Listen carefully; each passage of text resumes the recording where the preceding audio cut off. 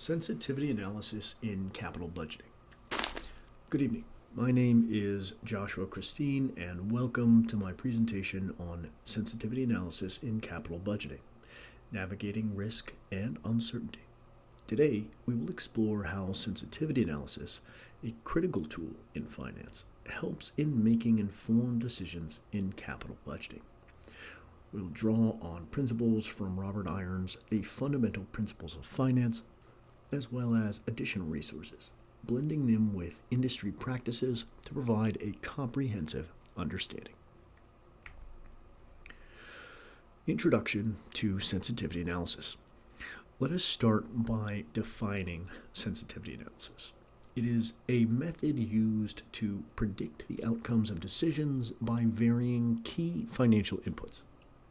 In the realm of capital budgeting, this means understanding how changes in factors like interest rates or project costs affect the overall visibility of an investment.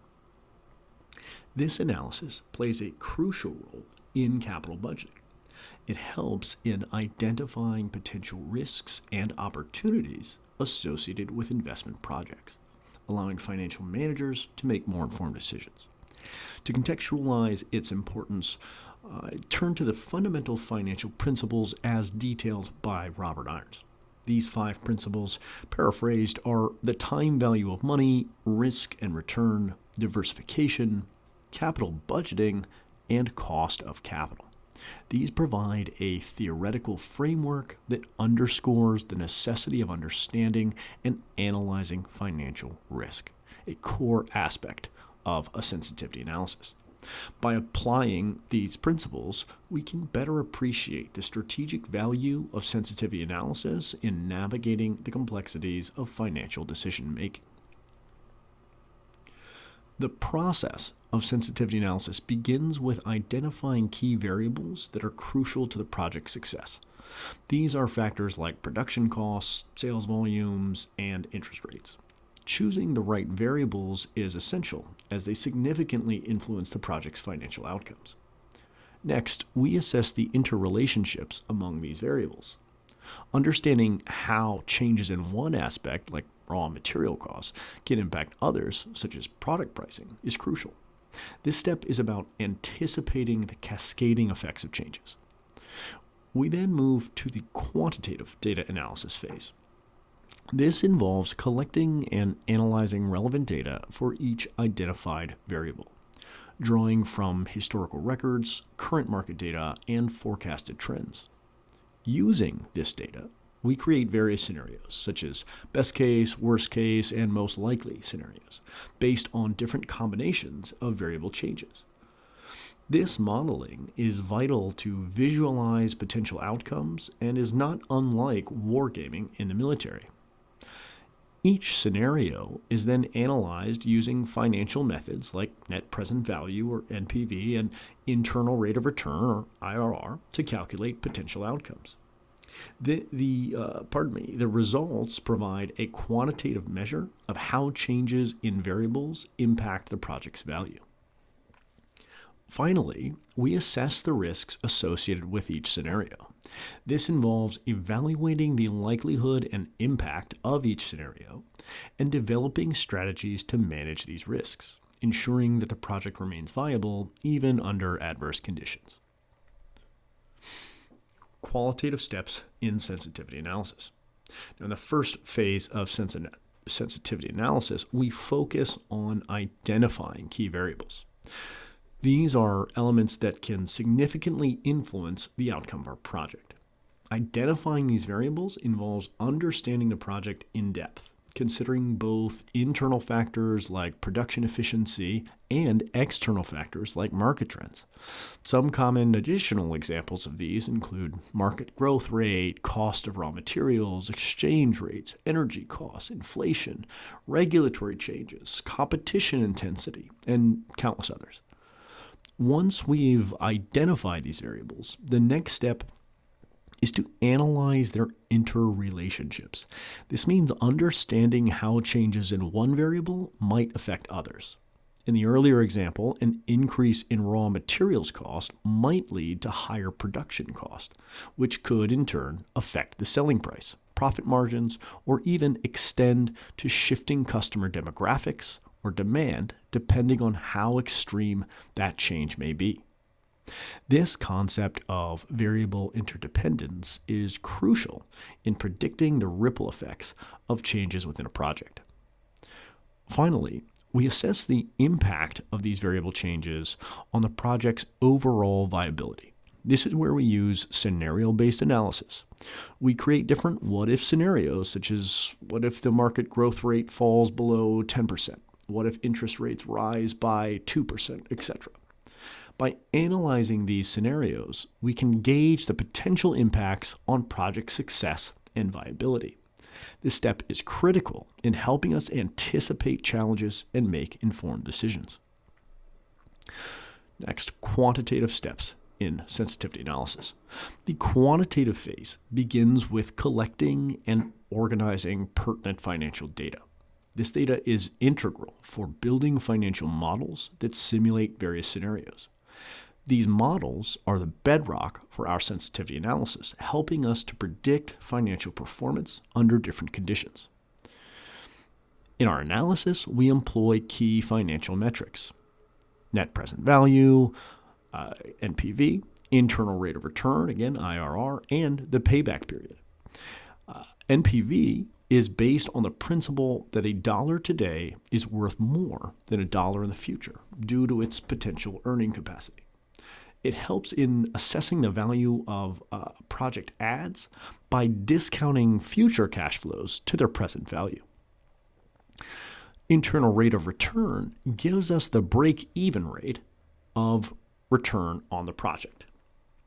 The payback period is a very straightforward measure of risk, which tells us how long it will take for the project to recover its initial investment, or in other words, to reach its IRR.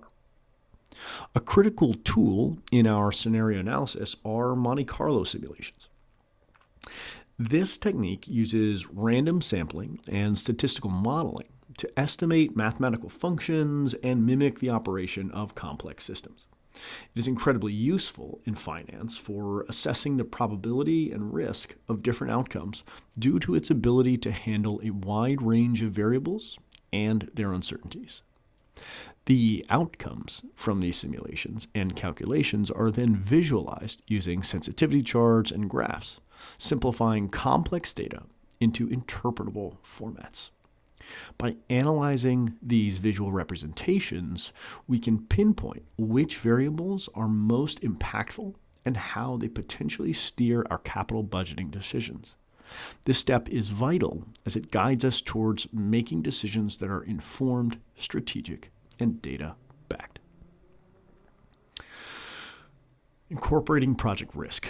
Now, risk management is integral to capital budgeting. And now that we have a deeper understanding of both the qualitative and quantitative aspects of a of a sensitivity analysis, let's explore how we can apply this knowledge to mitigate project risk in capital budgeting. Risks can be broadly categorized into business, financial, and market risk. Each type of risk presents unique challenges and requires specific mitigation strategies. For instance, business risk involves operational factors that can affect profitability, like production efficiency or cost management. Financial risk relates to the impact of the company's financial structure on its overall risk profile, such as debt levels or interest rates. Bear in mind our class discussion from this week, about the importance of corporate structure as opposed to size. Market risk, on the other hand, includes external factors like economic downturns or changes in consumer preferences. Based on this risk assessment, we adjust our financial projections.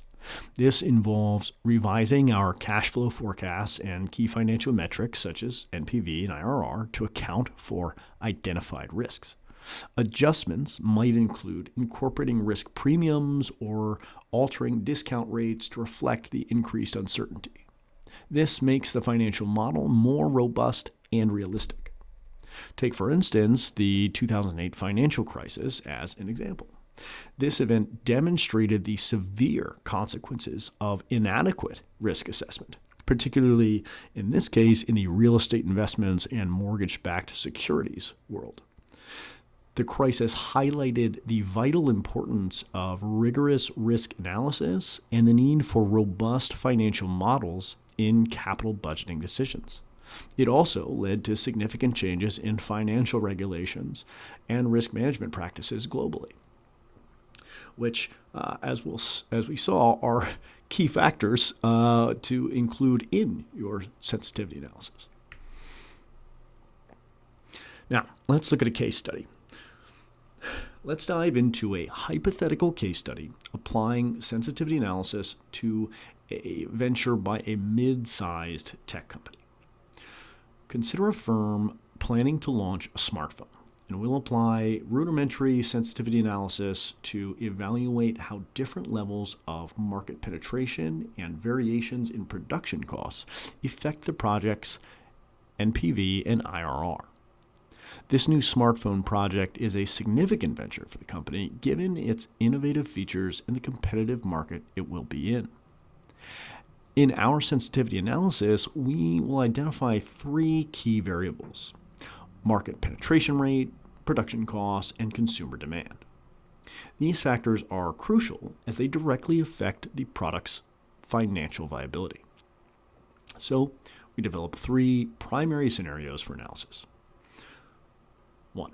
The best case scenario assumes a high market penetration rate of 40%, driven by strong consumer demand and competitive pricing, resulting in lower production costs due to economies of scale.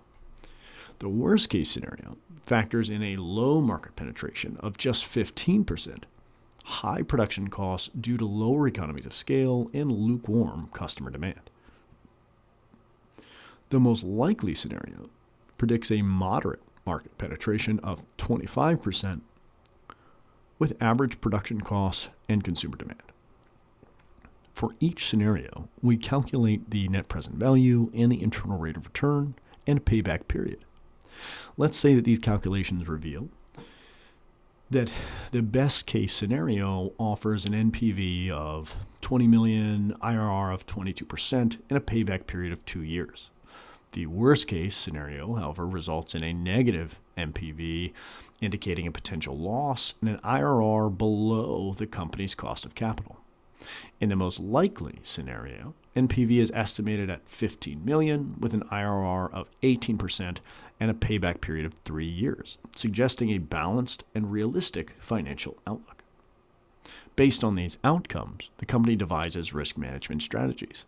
For the worst case scenario, they plan cost-cutting measures and marketing strategies to boost demand. For the best case scenario, they explore options for scaling production efficiently to meet the higher demand. In the most likely scenario, the focus is on efficient production practices, digital marketing for targeted market penetration, maintaining optimal inventory levels, and ensuring high product quality to stimulate steady demand and manage risks effectively. I hope that this brief presentation has helped your understanding of sensitivity analyses, how to apply them, and what factors are important. And I look forward to future conversations.